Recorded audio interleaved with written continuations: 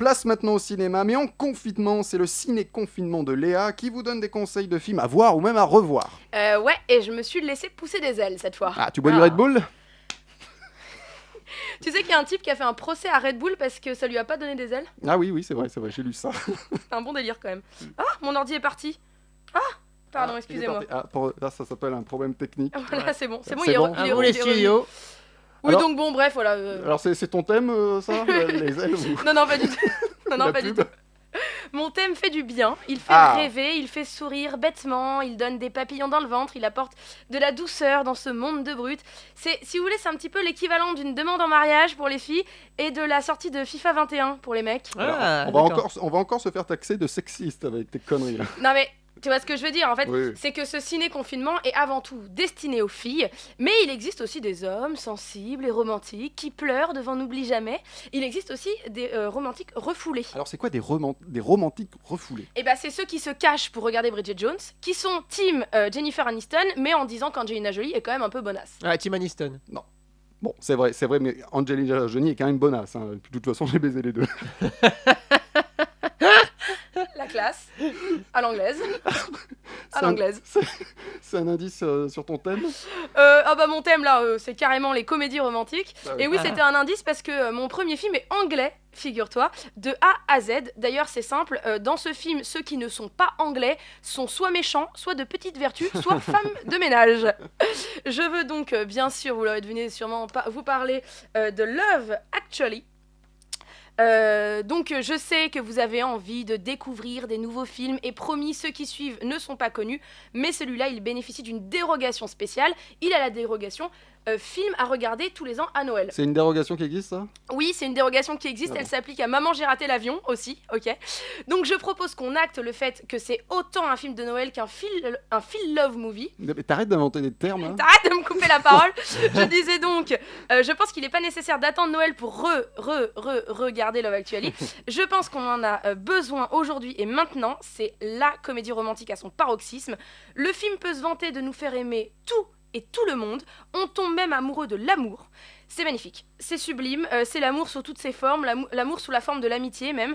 C'est que des scènes cultes, je pense bien sûr à celle de la déclaration d'amour avec les panneaux, mais pas que. On adore aussi la scène de danse de Hugh Grant, on adore son discours face au président américain, parmi plein d'autres pépites hyper romantiques. Et d'ailleurs j'ai très envie qu'on écoute le discours américain, si tu me le permets, Mais Thibaut. bien sûr.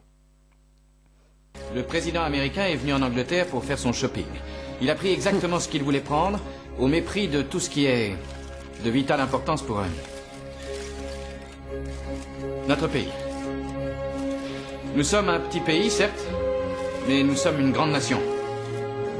Patrie de Shakespeare, Des de frissons. Churchill, des Beatles, de Sean Connery, Harry Potter, du pied droit de David Beckham, de son pied gauche aussi quand j'y pense. Quand un ami nous tyrannise, ce n'est plus un ami. Et puisqu'un tyran ne comprend que la force, je suis prêt aujourd'hui à faire preuve de plus de force. Que le président se prépare à y faire face. Ah c'est fou. Ah, Et c'est sur le beau, live, c'est comme moi. C'est genre des frissons de partout, tout le monde approuve. Je vais pas vous mentir, il y a quasiment que des meufs. Mais franchement, des frissons de réentendre même la bande son qui est signée Craig Armstrong, des frissons. Place maintenant au film que tu nous fais découvrir, c'est ça? Oui, tout à fait. Et c'est pas facile parce que moi j'ai envie de vous dire de regarder LOL pour changer un peu des films anglophones, mais aussi Happiness Therapy. J'ai envie de vous dire de regarder Once, de regarder Dirty Dancing. Il était temps. Et évidemment, N'oublie jamais. Ce sont des pépites. Ils sont tous chouettes et parfois très beaux. Mais j'ai effectivement envie de vous perdre entre culte et découverte pendant ce confinement.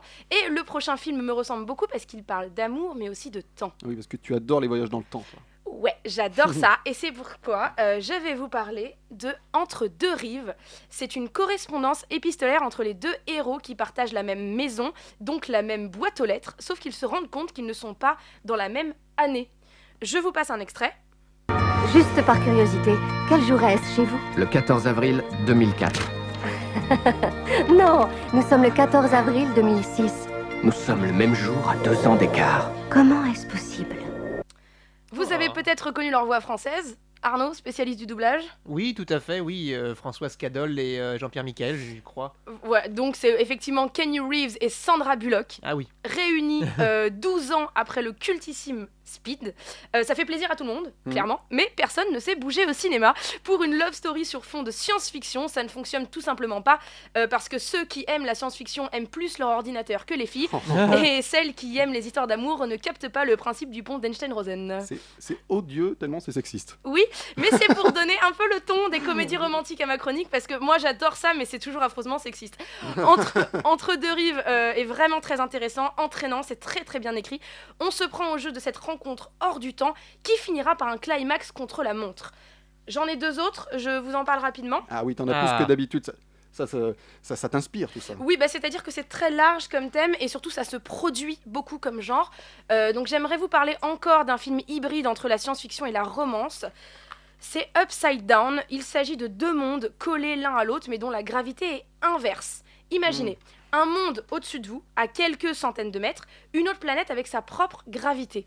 C'est dans ce contexte qu'Adam et Eden tombent amoureux. Lui, il vient du monde d'en bas, elle vient du monde d'en haut. C'est une sorte de Roméo et Juliette de la science-fiction, un amour interdit, finalement. Même si le genre ici n'est vraiment qu'un prétexte à cette histoire romantique, il est vraiment traité avec soin visuellement. Les graphismes sont fous. Absolument incroyable, c'est créatif, c'est beau, c'est bluffant et c'est français, malgré une langue anglaise et un casting hollywoodien. En revanche, je vais pas vous mentir, l'auteur ne s'est pas vraiment encombré de rendre toutes ces nouvelles lois de physique très cohérentes, mais on s'en fiche. On s'en fiche. L'important ici, c'est que l'amour peut être plus fort que la gravité. C'est beau. Ouais. Et le dernier est encore plus beau, beaucoup plus ancré dans notre réalité, dans notre gravité même. C'est à 2 mètres de toi.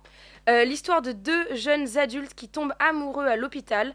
Ils sont tous les 2 au même étage, celui de la mucoviscidose. Alors je sais pas si vous savez, mais il existe plusieurs sortes de mucoviscidose et les malades entre eux ne peuvent pas être à moins de 2 mètres, sinon ils risquent d'attraper la bactérie de l'autre. Donc ça ressemble un petit peu à ce que nous vivons pendant ces quelques mois là avec le nouveau coronavirus, sauf que eux, c'est toute leur vie. On écoute un extrait. Je voulais juste me présenter. Je m'appelle Will Newman. Vous ne devez pas vous approcher à moins de 2 mètres. Vous connaissez les règles.